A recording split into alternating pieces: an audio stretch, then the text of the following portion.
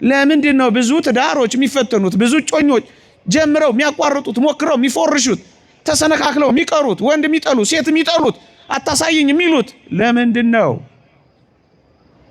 ይሄ ዝግጅት ባቦ ሰጥ ስለሚሆኑ ፊልምን ማግባት አይቻል፣ ራስን ማግባት አይቻል፣ ቁስን ማግባት አይቻልም፣ ሮቦት ማግባት አይቻል። ያው ሮቦት ያቀረቡ ስለሆነ ነው እንደተናገረው። ገንዘብ አስፈላጊ ነው፣ ዋና ነገር ግን አይደለም። ዋና ነገሩ ጽድቅና ቅድስና ነው። ወጣቶች ከተገኘ ሰየው። ስለ ጽድቅ ለመፈጸም ስትሉ ግን ጥቂት ነገር ይበቃል። ጥቂት ጽድቅ ነዋ። በኃጢአት እንዳትወድቅ እንዳትረክስ ነዋ። ስለዚህ አልጋ ካለ ሰየው፣ ከሌለስ ፍራሽ ይዘህ ትገባል።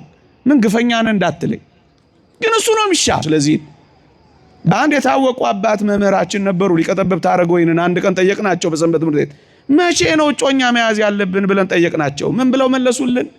በዚህ ጊዜ ላገባ እችላለሁ ብለህ ስትዘጋጅ፣ ለማግባት በምትችልበትን ጊዜ ስታውቅ፣ ቅድም ያለው መንፈሳዊ፣ አእምሮአዊ፣ ኢኮኖሚያዊ ዝግጅቱን ትንሽ ነገር አስበ በዚህ ጊዜ ላገባ እኮ እችላለሁ የምትልበት እድሜና ሁኔታ ላይ ስትደርስ እጮኛ ያዝረፊያ። ከዚያችሁ ጮክ ብዬ የምናገረው ወጣቶች ጋብቻን አትጥሉ። ወንዶች ሴቶችን፣ ሴቶችም ወንዶችን አደራችሁን በከተማና በሰፈር እንዳለው የእግዚአብሔርን ቃል እንደማያውቁት መንፈሳዊ ኑሮን እንዳለመዱት ወጣቶች እንዳትጠሉ፣ መጋባትን እንዳትነቅፉ፣ እንዳትሸሹ። እግረ መንገድ ሲገናኙ ይላመዱና በቃ ጨለጥ ይላሉ። ሳይዘጋጁ ድንገት ይይዛቸዋል። ዝግጅት ስለሌለ ትንሽ ነገር ስብር ያደርጋቸዋል። ስለዚህ ሁለተኛው ዝግጅት አእምሮአዊ ዝግጅት፣ እሱ ምንድነው? ከራስ ጋር የምንቀመጥበት፣ ደግሞ አለው ከራሳችን ጋር የምንቀመጥበት። መጀመሪያ ከእግዚአብሔር ጋር፣ ከዛስ ከራስ ጋር። ከትዳር አጋሩ ጋር ከመቀመጡ በፊት፣ ከጮኛው ጋር ከመቀመጡ በፊት ከራሱ ጋር እንዲቀመጥ። ያ ማለት ምን ማለት ነው? ራሱን እንዲያውቅ። ወዳጄ ፍላጎትን በቅጡ ካላወቅ ለምርጫ መቸገርህ አይቀሬ ነው። ለዚህ ነው አንዳንድ ሰዎች ካገቡ በኋላ ያሉ እየተቃጠሉ ሲኖሩ የሚኖሩት። እኮ ምርጫ ይሄ እኮ ምርጫ እንደው ምን ሲያደርግ እንደከተተኝ እንደው ስጠበስ እኖራለሁ ግሪል። በጣም ብዙዎች ዘመናቸውን በብስጭት ይኖራሉ፣ ሳይቀበሉት ይኖራሉ። ስለዚህ ቀዝቃዛ ቤቱ ነዝናዛ ሚስቱ ለምን ለቅሶ ይሄዳል? ለቅሶ እያለ ቤቱ ይባላል። ሁሌ ለቅሶ። ይሄ እንዳይሆን በቅጡ ራስን ምንድን ነው የምትፈልገው ማወቅ አለብህ። ይሄን ለማወቅ ዝም ብለህ እየባከንክ አይደለም። ቁጭ በል፣ ከራስ ጋር ቁጭ በል። መንፈሳዊነት ሲደመር ከራስ ጋር ስትቀመጥ፣ በቅጡ ፍላጎትን ስታውቅ ምርጫህን ማወቅ ትችላለህ። መቼም ሰው ነህ፣ ጥቂት ምርጫዎች አሉ። ባይሆን ይሄ የምርጫ ጋጋታን ኤ ቢ ሲ ዲ ኢ ኤፍ ጂ አሬ ሁሉ ምርጫ አያስፈልግም ወዳጅ። ይሄኛ እንደምንፈተነው አይነት ፈተና ለምርጫ ባንፈተና አይሻልም ነበር? እኔ አስታውሳለሁ ኮሌጅ ስማር እዚህ ውስጥ መምህራኖቼ ካላችሁ ይቅርታ ጠይቃለሁ፣ ወይም እንዲህ አይነት መምህራን ካላችሁ አሁን ለአንድ ምስኪን የኮሌጅ ተማሪ እስከ ጂ ድረስ ምርጫ መፈተን ጥሩ ነው? ፌር ነው? ኤም መልስ ይመስላል፣ ደግሞ ቢም ያስኬዳል፣ ሲም ያስጠረጥራል። ዲ ላይ ስትሄዱ ደግሞ ኤና ቢ ይላል፣ ኢ ላይ ስትሄዱ ደግሞ ሲና ዲ ይላል። አሁን አንድ ምስኪን ኢትዮጵያዊ ድሃ እንደዚህ ማንከራተት በምርጫ ጥሩ ነው?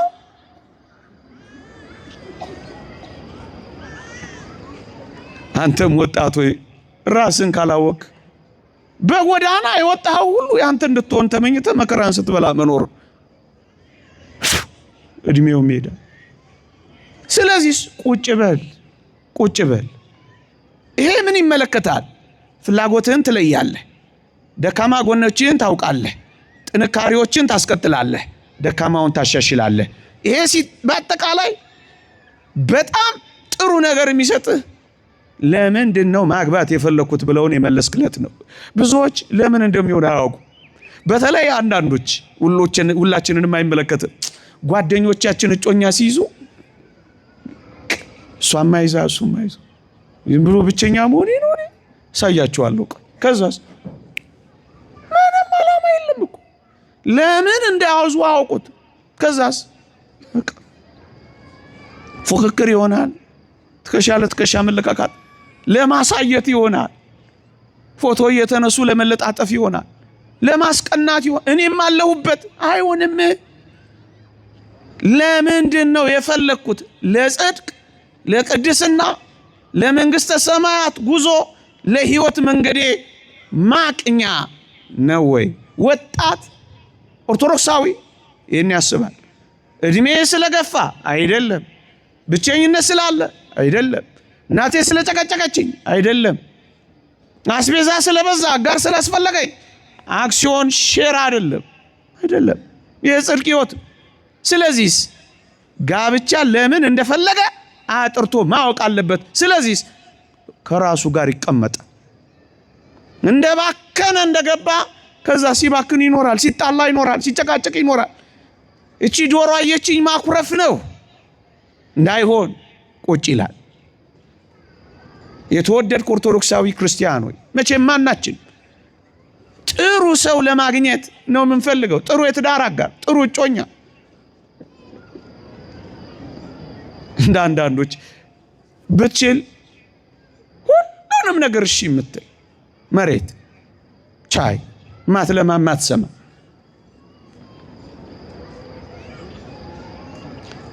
እሱን እንተውና እኛ ግን የምንለው ጥሩ ሰው ለማግኘት የምትፈልገውን ያክል ብቻህን ስትቀመጥ ከራስ ጋር ስትሆን አንተም ራስህ ጥሩ ለመሆን የምትሰራበት ጊዜ ነው። ይሄ ጥሩ ለመሆን ተሰራ። ጥሩ ከፈለክ ጥሩ ሁን ነው። ለምትመርጠው ህይወት ራስህን አዘጋጅ ነው ቁም ነገሩ። ይሄ ከራስ ጋር መሆን ነው። የራሳችንን ስብዕና ማወቅ ነው። ከአጋራችን አሁን ራስህን ስብዕና ካወቅ ከትዳር አጋር ምን እንደምትፈልግ ወደ ማወቅ ትቀርባለህ። እሱ ምን ይጠቅምሃል? አእምሮአዊ ዝግጅት። ከራስ ጋር ተቀመጥ፣ ራስህን እወቅ፣ ለመረጥከው ህይወት ተዘጋጅ። ሰው ሆነ ተሰራ፣ ክርስቲያን ሆነ ተሰራ፣ ኦርቶዶክሳዊ ሆነ ተሰራ፣ ለሬቴት ሃይማኖት ተሰራ፣ ለጽድቅ ህይወት ተሰራ። ራስህን አዘጋጅ። 2 አእምሮአዊ ዝግጅት። ጥንካሬህን ታስቀጥላለህ፣ ደካማ ጎንህን ትፈትሻለህ። ስብዕናህን፣ የህይወት ዘይቤህን፣ የመንፈሳዊ ህይወት ርዕይህን ትገመግማለህ፣ ታስተካክላለህ፣ ትከልሳለህ፣ ትማራለህ፣ ታነባለህ። 2ኛ 3ኛ ባጭሩ የምናገረው ይብዛ ሚነስ የትዳር ህይወት፣ የጮኝነት ህይወት ይብዛ ሚነስ ጥቂት ገንዘብን ማስተዳደር ይፈልጋል። ስለዚህ ጥቂት የኢኮኖሚ ዝግጅት ይፈልጋል። ጮክ ብዬ አልናገረውም። ይሄ ጥቂት ወጣቶች፣ ጥቂት በጣም ጥቂት። ቅዱስ ጳውሎስ የዕለት ጉርስ የዓመት ልብስ ካለን ይበቃናል። ወጣቶች ስለ ጽድቅ ህይወታችሁ ስትሉ ብራንድ መቀያየርን ችላ በሉ። ቢኖር ሰየው፣ ግን ዋና ነገር አይደለም። ቅዱስ ዮሐንስ አፈወርቅ እንደተናገረው ገንዘብ አስፈላጊ ነው፣ ዋና ነገር ግን አይደለም። ዋና ነገሩ ጽድቅና ቅድስና ነው። ወጣቶች ከተገኘ ሰየው። ስለ ጽድቅ ለመፈጸም ስትሉ ግን ጥቂት ነገር ይበቃል። ጥቂት ጽድቅ ነዋ። በኃጢአት እንዳትወድቅ እንዳትረክስ ነዋ። ስለዚህ አልጋ ካለ ሰየው፣ ከሌለስ ፍራሽ ይዘህ ትገባል። ምን ግፈኛ ነህ እንዳትለኝ፣ ግን እሱ ነው የሚሻል። በኃጢአት ዝሙት እሳት ላይ ከምትወድቅ ሰሌን ላይ ወድቀህ ጽድቅን ብትፈጽም አይሻልም? 4 ጊዜ ባትበላ 2 ጊዜ በልተህ ጽድቅ ብትፈጽም አይሻልም? በዘላለም መንግስት ድሃ ከምትሆን በዚህ ዓለም ላይ ትንሽ ድሃ ሆነ የክርስቶስን ባለጠግነት ገንዘብ ብታደርግ አይሻልም? አብርሃምና ሳራ ምንም ሳይኖራቸው ነው የጀመሩት። ምንም ሳይኖር ጀምር፣ እግዚአብሔር ይባርካል። ይሄን ምን ከአንዴም 3 ጊዜ ድንኳናቸውን እየነቀሉ እየተከሉ ተንከራተዋል ብለናል ባለፈው። ሕይወት ይሄ ነው። የግድ ዌል ፈርኒሽድ መሆን የለበትም። ክርስቲያን ከዛ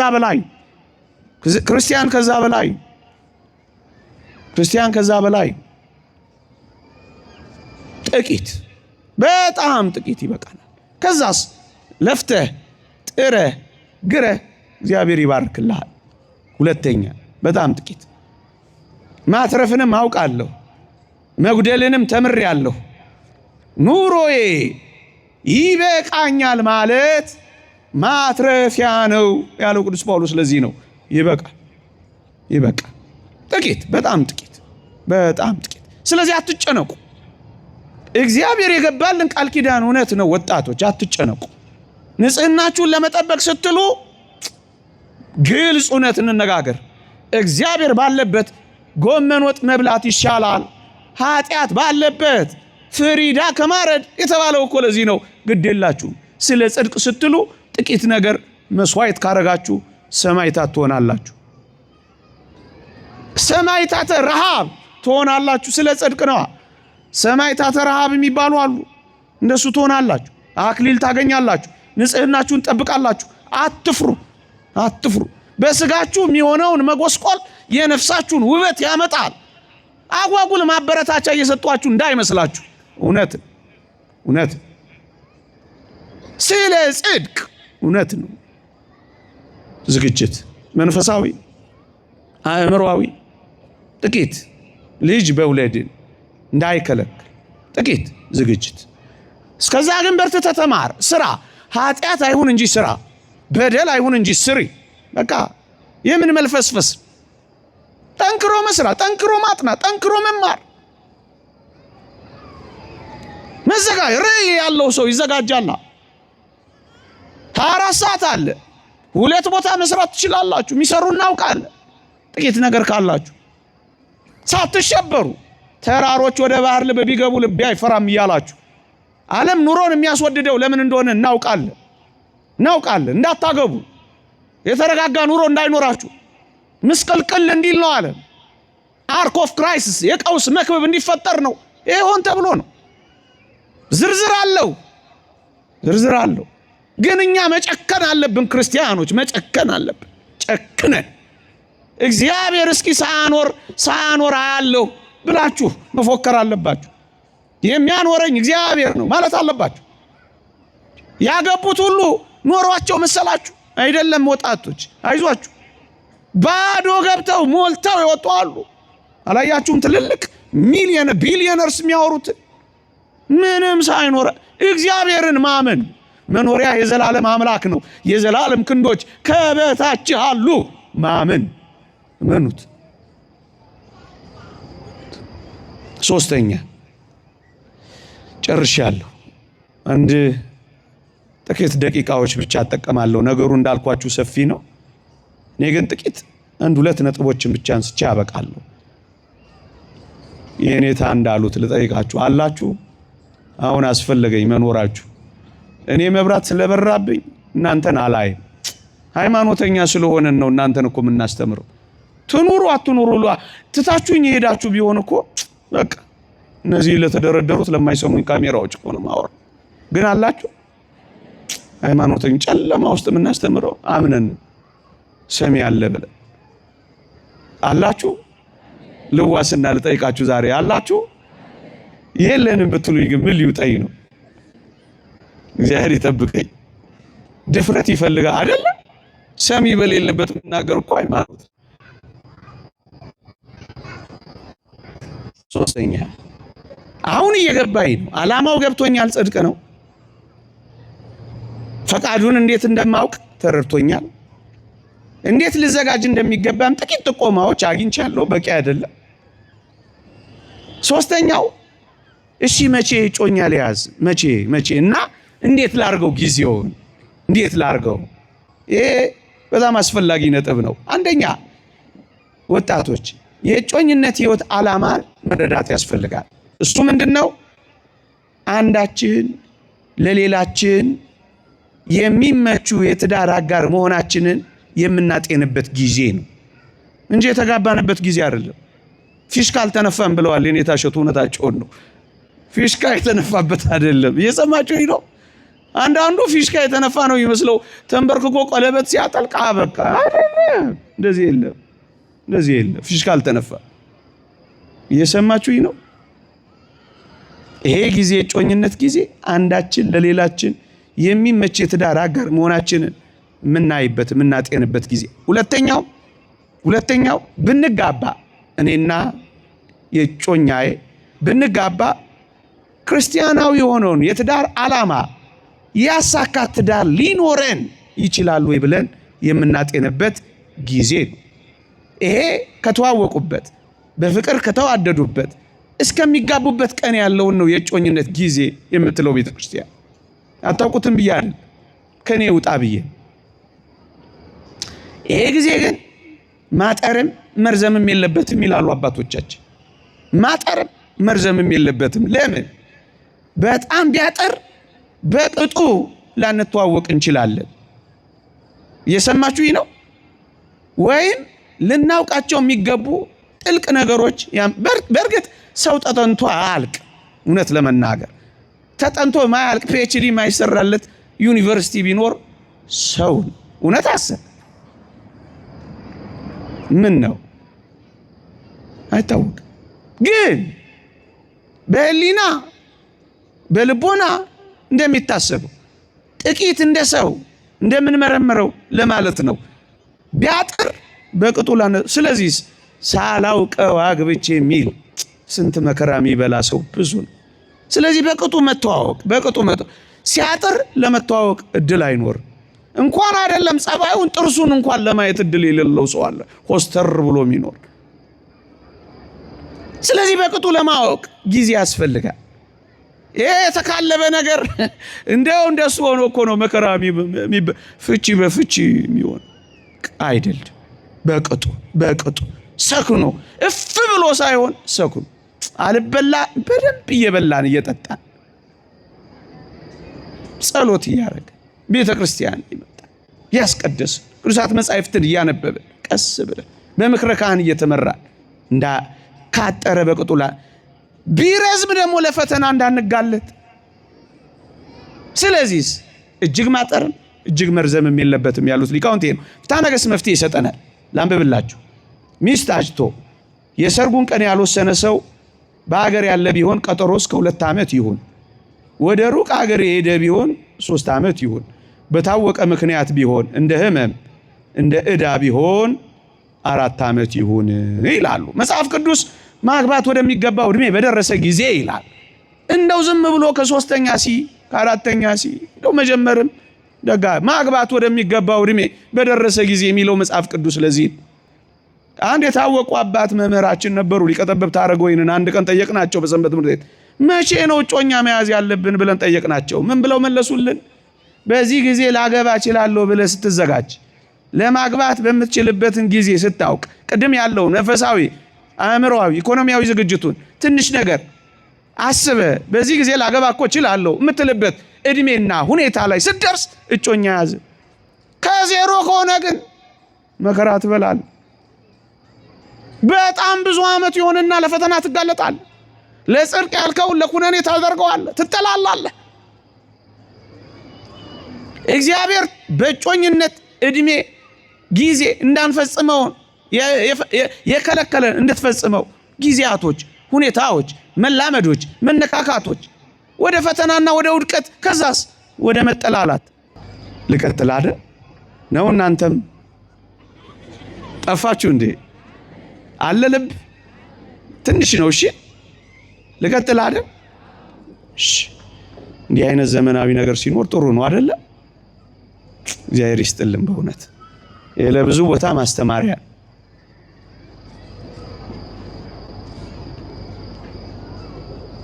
ምን ላይ ነበርኩ?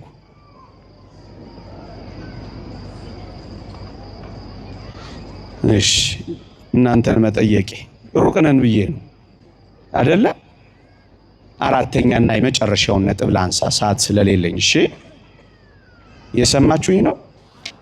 በጣም ወሳኝ ነገር ስለሆነ እነሱን ሳልናገር እንዳላመሽ ብዬ ነው። እዩ ጊዜውን አውቀናል። ማግባት ወደሚገባው እድሜ በደረሰ ጊዜ ያግባ ያግባ ያግባ። በዚህ ጊዜ ላገባ እችላለሁ ብሎ ሲያስብ እጮኛ ያዝ። ምክንያቱም በፈተና እንዳንወድቅ። አራተኛ እነዚህን ነገሮች ሁሉ ተረድቻለሁ፣ ጊዜውንም አውቄያለሁ። ግን እንደ ሰው መስፈርቴ ምን ሊሆን ይገባል? እንደ አንድ ኦርቶዶክሳዊ፣ እንደ አንድ ክርስቲያናዊ ሰው የእግዚአብሔርን ጽድቅ ለመፈጸም ድህነትን ለመፈጸም እንደሚፈልግ እንደ አንድ ምእመን ኦርቶዶክሳዊ መስፈርቴ ምን ሊሆን ይገባል? ሁለት ነገሮችን ብቻ ላንሳ። በጣም ብዙ ነው። ሁለት ነገሮች። አንደኛ ሃይማኖት። ደግመዋለሁ፣ ሃይማኖት። ወጣቶች በሃይማኖት እንዳትደራደሩ። እግዚአብሔርን ማመንን ከእሱ ጋር መኖርን ምንም ነገር አይተካከለው፣ አይወዳደረው፣ አይነጻጸረው። በሃይማኖት መስፈርት የእግዚአብሔር ቃል ይህን ይደግፋል። አዎ፣ ምክንያቱም ያለ ሃይማኖት እግዚአብሔርን ደስ ማሰኘት አይቻልም ይላል። እግዚአብሔርን ደስ የምናሰኘው በሃይማኖት ብቻ ነው። ስለዚህ በሃይማኖት እናንተን የሚመስል ሰው የእግዚአብሔር ቃል እንዲህ ይላል። አንደኛ ቆሮንቶስ መልእክት ምዕራፍ 7 ቅዱስ ጳውሎስ ሴት ባሏ በሕይወት ሳለ በሕግ የታሰረች ናት። ባሏ በሕይወት ሳለ በሕግ የታሰረች ናት። ባሏ ቢሞት ግን የወደደችው ልታገባ ነፃነት አላት፣ በጌታ ይሁን እንጂ። ወባይቶ ምእመናን ከምእመናን ወገን ይሁን እንጂ። ገንዘብ ሊሰጥሽ ይችላል፣ ክርስቶስን ግን አይሰጥሽም። ስራ ልትሰጥ ትችላለች፣ የክርስቶስን ባለጸግነት ግን ትነፍግሃለች። ስለዚህ የተጠመቀ የቆረበ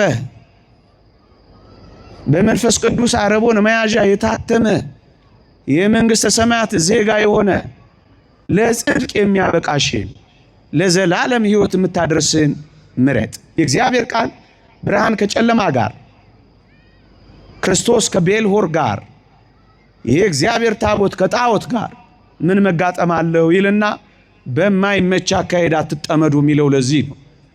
ስለ ትዳር የተነገረውን የመጀመሪያውን አንቀጽ ላስታውሳችሁ። የሚመች ረዳት እንፍጠርለት ነው የሚለው። የሚመች በማይመች አካሄድ አትጠመዱ። ከሃይማኖት ውጭ ሆናችሁ አትሰቃዩ። አንዳንዶች እስካሁን ካንተ ጋር ተጠምቄያለሁ፣ አሁን የኔን ሃይማኖት ነፍሳችሁ አንድ ቀን እግዚአብሔር መፈለጉ አይቀርም። ስታረጅ አንድ ቀን ያን የምን ልትሆን ነው? ልጅ ልትካፈል ነው። ስለዚህ በሃይማኖት አንድ ምሳሌ ብቻ ልስጣችሁ። የያዕቆብን ልጅ ዲናን አንድ አሕዛባዊ አስነወራት። ኦሪት ዘፍጥረት ምዕራፍ 34 ደፈራት። ከዛስ የያዕቆብ ልጆች ወንዶቹ እህታችንን ማግባት ከፈለገ ይገረዝ ብለው አወጁ። እርግጥ ተንኮል አለው ከኋላው፣ ግን አዋጁ ተገቢና ትክክለኛ ነው። ይገረዛሉ። እንኳን ፍጽምት በሆነች በአዲስ ኪዳን በኦሪት እንኳን እንዴት እንደሆነ ተመልከቱ። ስለዚህ ወጣቶች በሃይማኖት ምንም ምን እንዳትደራደሩ። በጣም ብዙ ማስረጃዎችን እንሰጣችኋለን። እንዳትደራደሩ። ሃይማኖት በጣም ብዙ ጥሩ ክርስቲያን ወንዶች አሉ፣ በጣም ጥሩ እህት ክርስቲያኖች አሉ። በሃይማኖት ሁለተኛ በሃይማኖት ብቻ አይደለም በምግባርም ይመረጣል። እንደ የተገኘው ወንድ ሁሉ ዝም ብሎ አይዘገን። እንደ የተገኘችው የሴት ሁሉ ዝም ብላ ለጽድቅ ትሆናለች ወይ? ከክርስቶስ ጋር ለምኖረ ሕይወት ይሆናል ወይ? የዘላለም ሕይወት መንገደኛ ነው ወይ?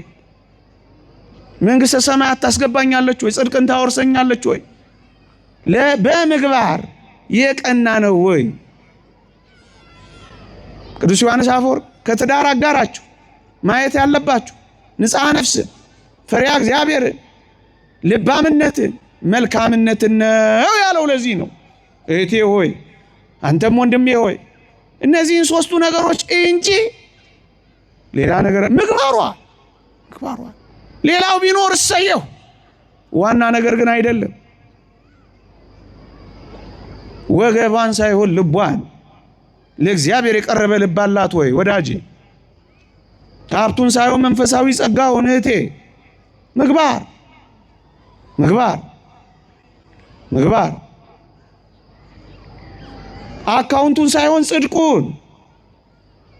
አካውንቱን ሳይሆን ጽድቁን ሰልካካነቷን ሳይሆን የነፍስ ውበቷ ጽድቋን፣ የደረቱን ስፋት ሳይሆን የልቡን ስፋት ንጽህናው። እንደሱ ነው ኦርቶዶክሳውያን። ሎጥ እንዴት መከራውን እንደበላ አላስታውሳችሁና አላብቃ። አባታችን ሎጥ አታስታውሱ? በጣም የሚያሳዝን ህይወት የኖረው ለምን ይመስላችኋል? ምዕመናን፣ ሰዶም በጣም ለም ሀገር ነበረች፣ ውሃ ገብ፣ ኢኮኖሚካሊ በጣም ምርጥ ከተማ ነበረች። ሳር አለ፣ ውሃ አለ፣ ለምለም ነው። እግዚአብሔር ለባረከው የከብቱ መንጋ ምርጥ መሰማሪያ ነው። አብርሃምም አንተ ቀኙን ብትወስድ እኔ ግራውን፣ አንተ ግራውን ብትወስድ እኔ ቀኙን ወስዳለሁ ብሎ ሰዶምን ሲመርጥ ለምለም የሆነችዋን አብርሃም ኬብሮንን የአባቶቹን ርስት ነበር የመረጠው። ፍቅር ይለዋል ይሄ ተወለት። ሰዶም ግን ለምለም ብትሆንም ሰዎቹ ግን ክፎች ነበሩ ይላል። አየ ከሰልካካነት ጀርባ ያለ በጣም የተጨራመተ ህይወት እንዳንበረክክ ይመረጣል። ከኪስ ሙላት ጀርባ የልብ መሳሳት ካለው ምን አስጨነቀሽ? ማትታገስ፣ የሚቆጣ፣ የሚነጭ ምግባር። የምንታገሰው እንታገሳል፣ የምንቀበለው ምግባር ከሌ መከራ መብላት። በምግባር የሚመረጥ ለጽድቅ ይሆነኛል ወይ? ለቁርባናዊ ህይወት ይሆነኛል ወይ? እግዚአብሔርን ትፈራለች ወይ? ንጽሐ ነፍስ አለው ወይ? እነዚህን ፈልግ። ገንዘብን አትፈልግ የሚለው ለዚህ አትፈልግ። ሎጥ ከሰዶም ሰዎች አንዲቷን አገባ። መጨረሻ ላይ የሆነውን ታውቃላችሁ። ወደ ዞዓር ከተማ እጆቿን ይዘው እየጎተቷት ወደ ኋላ አትዩ ተብለው ሎጥ ፊቱን ሲያይ እሷ ወደ ኋላ አየች። የጨው ሐውልት ሆና ቀረች ይላል መጽሐፋችን። ምዕመናን አንድ ነገር ብቻ ላስታውሳችሁ። ሎጥ እሺ ወደ ከተማይቱ ወደ ሰዶም እንኳን አይመልከት፣ ወይኔ ሚስቴን ብሎ ዞሮ አያይም፣ አላያት። ለምን? ለእግዚአብሔር ካልሆነች ለሱ አትሆን። ልጆቹም አይታዘዙት ሆኑ። በጣም ያሳዝናል። ጻድቅ ሎጥ ነፍሱን በጭንቅ ነው ያወጣት። መላእክት ይዘዋት እንኳን የማትመከር ለሽምግልና የሚያስቸግር እንዴት ብዙ ትዳር አለ መሰላችሁ። እግዚአብሔርን መፍራት የሌለበት ልብ፣ የከበደ ልብ፣ ሽብርክ የማይል ልብ፣ ፍቅር የሌለው ልብ፣ ስግብግብ የሆነ ልብ፣ ንብረቷን ሀብቷን እንጂ እሷን የማይፈልግ፣ እንባዋን አይቶ ማይራራ፣ ሸካራ እጇን አይቶ ማይደነግጥ ሴት እንደዛ አንጻር ይሄ ነው መከራ የሚያበላው። ስንቱ እየተቃጠለ የሚኖረው ግን ታግሶ ጽድቅን መፈጸም ቁም ነገር። ጥቂት ነገሮችን ልናገር ለወጣቶች። ማይቻሉ፣ ማይፈቀዱ፣ ማይሆኑ በእጮኝነት ጊዜ በድንግልና እንድንኖር መጽሐፍ ቅዱስ ያዛል። እንዳንነካካ። ለምንድን ነው በድንግልና እንድንቆይ እንዳንነካካ እግዚአብሔር የሚፈልገው? መምህራን ያስተምራሉ። እንድንጋባ እግዚአብሔር ስለሚፈልግ ነው። ብዙዎች ንጽህናቸውን ካጡ በኋላ አብዛኛው በጥናትም የተረጋገጠ ነው፣ ይጠላላል፣ ይቷቷዋል፣ ይናናቃል። ሌላ ህይወት ስለሚለምድ የትዳር ህይወቱ እንኳን ሳይቀር ጥልቁ ይወጣል። ሌላ ይለምዳል፣ ይጠላል። ከመጀመሪያው ፍቅር ኋላ የጠላው ጥላቻ በለጠ እንደተባለ ለአምኖን ይሆናል። እንድንጋባ ስለሚፈልግ ነው እግዚአብሔር በንጽህና ቆይቷል። መጽሐፍ ቅዱስ እነዚህን ሁለት ነገሮች ላሳያችሁ። ስለ ድንግልናው ያፈረ ሰው ቢኖር ያግባ ይላል። ከማግባቱ በፊት አያችሁ በድንግልና ነው የሚል። ድንግሊቱ ግን ብታገባ ኃጢአት አትሰራም ይላል። ድንግል አያችሁ። ስለዚህ ወጣቶች ንጽህናችሁ፣ ሰማዕትነታችሁ ጠብቁት። ክብር አለው፣ አክሊል አለው፣ ሰማዕትነት አለው፣ የንጽህና አንድነት አለው። ስለዚህ ተጠብቆ የሚቆይ በተለያየ ምክንያት ተሳስቼ ከሆነስ ንስሐ። ቤተ ክርስቲያን ጸሎተ ማስባን የሚባል አላት።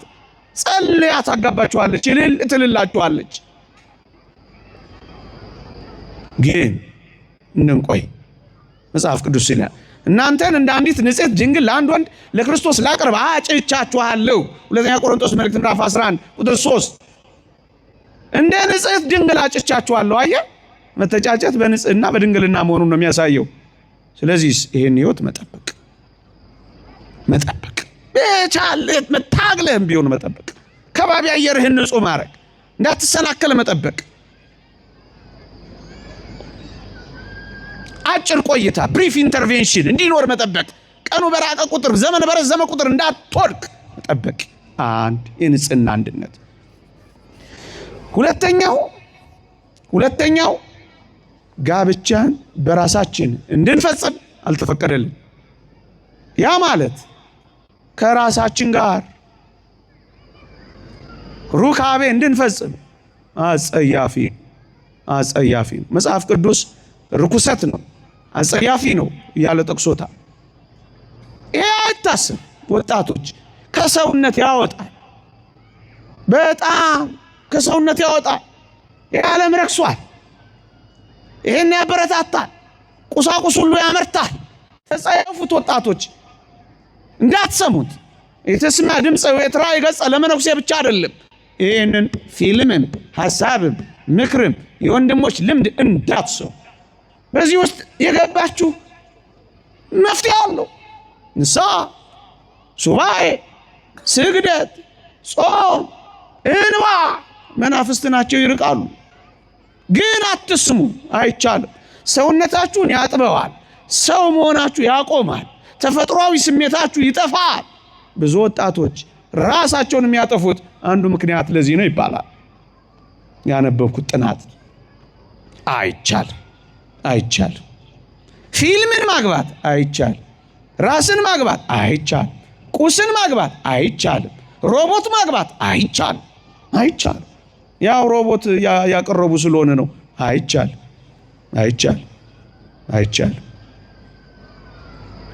ወንድን ሴትን እንዲሁ ልናገረው ብዬ ነው። አይቻልም። ከሴት ጋር እንደምትተኛ ከወንድ ጋር አትተኛ፣ አጸያፊ ነውና ብሎ ነው የሚደጋገሙ። እንዳታደርጉት። ሊያስገድዷችሁ ይችላል። አይሆንም። የለም፣ ለክርስቲያን የሚገባ አይደለም። ወይናቸው ከሰዶም ወይን ከጎሞራ እርሻ ነው፣ ፍሬያቸው ሐሞት ነው፣ ዘለላው መራራ ነው። የእግዚአብሔር ቃል ኦሪት ዘዳግም ምዕራፍ 32 ቁጥር 32። ይህንን እንጸየፋለን። ስለዚህ ክርስቲያናዊ ኦርቶዶክሳዊ ወጣቶች ይህንን እንጸየፋለን፣ እንጠላዋለን፣ አንኖርበት። ኦርቶዶክሳዊ የወጣቶች የህይወት መንገድ ከብዙ በጥቂቱ ከረጅሙ ባጭሩ የፈተና ህይወቶች አሉ። እነዛን ፈተና እንደሚኖር እናውቃለን። ቤተክርስቲያንን ጥግ ያደረገ በቅዳሴው፣ በጸሎቱ፣ በወንጌሉ፣ በጸበሉ፣ በንስሐው፣ በቁርባኑ፣ በአገልግሎቱ ተጠምዶ መኖር መትረፊያ ነው። ግን አደራችሁን ጮክ ብዬ የምናገረው ወጣቶች ጋብቻን አትጥሉ። ወንዶች ሴቶችን፣ ሴቶችም ወንዶችን አደራችሁን በከተማና በሰፈር እንዳለው የእግዚአብሔርን ቃል እንደማያውቁት መንፈሳዊ ኑሮን እንዳለመዱት ወጣቶች እንዳትጠሉ፣ መጋባትን እንዳትነቅፉ፣ እንዳትሸሹ፣ ወንዶች ሴቶች እንዳትሉ አደራችሁን። ይህ በጣም እንድንለማመደው የሚፈለግ አላስፈላጊ ህይወት ነውና ምናልባት በመንደር ውስጥ ሚስት የሚለውን አንዳንድ ሰዎች ባልለው ደስ ይለኛል። ግን ደግሞ ማለትም ከተገባ እንበለው ሚስት የሚለውን አብሪቬት እንደሚያደርጉት አብሪቬት እንዳታደርጉት አደራችሁ። የእግዚአብሔር ስጦታ ነው፣ የህይወት አጋር ነው። እንደሱ አድርጋችሁ ተረዱት። አሉታዊ አመለካከት እንዳይኖራችሁ ተጠንቀቁ። ይሄ በጣም አደገኛው የዚህ ዓለም ሐሳብ ነው። ባል ምን ያደርግልሻል እያሉ የሴታዊነት ርዕዮተ ዓለም የሚመነጨው ከዚህ ሐሳቡ ስለሆነ ነው። እሱንም ተጸየፉት ወጣቶች። ሚስት የሚለውን እንዴት አብሪቬት እንደሚያደርጉ ታውቃለህ? ሚጥሚጣ ስትልስ ትኖራለች ምናምን ይላል። እንደሱ ብለህ እንዳትቀበላቸው፣ ደግሜ እላለሁ እንዳትቀበላቸው። ይልቅስ አንተ እንዲህ በላቸው፣ ሚሪንዳ ስትጠጣ በሏታ ትኖራለህ። ይቆየን።